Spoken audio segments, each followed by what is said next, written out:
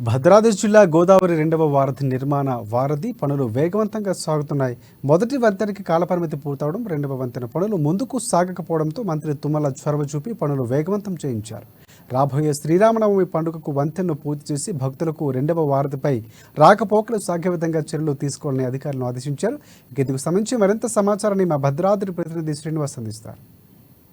భద్రాద్రి కొత్తగూడెం జిల్లా భద్రాచలం వద్ద సారపాక భద్రాచలం మధ్యలో ఉన్నటువంటి గోదావరి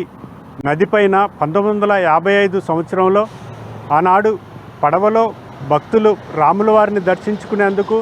పడవలో వెళ్తుండగా ప్రమాదం జరిగి దాదాపు ఆనాడు 250 మంది భక్తులు గోదావరిలో ప్రాణాలు వదిలినటువంటి నేపథ్యంలో ఆనాటి ముఖ్యమంత్రి నీలం సంజీవ్ రెడ్డి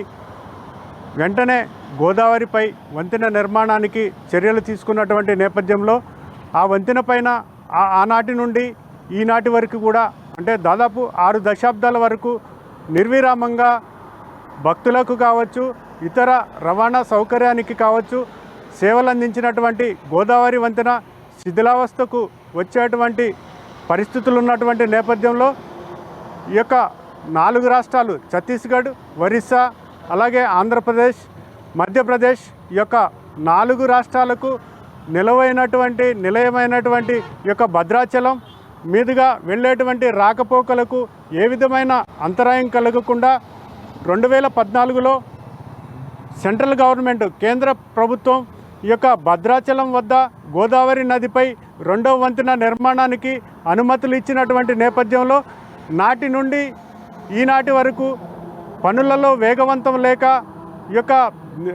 ప్రభుత్వాల పాలకుల నిర్లక్ష్యానికి గురైనటువంటి పరిస్థితుల్లో ఈ యొక్క గత డిసెంబర్లో జరిగినటువంటి ఎన్నికల్లో కాంగ్రెస్ ప్రభుత్వం తెలంగాణ రాష్ట్రంలో ఏర్పడిన తర్వాత ఈ యొక్క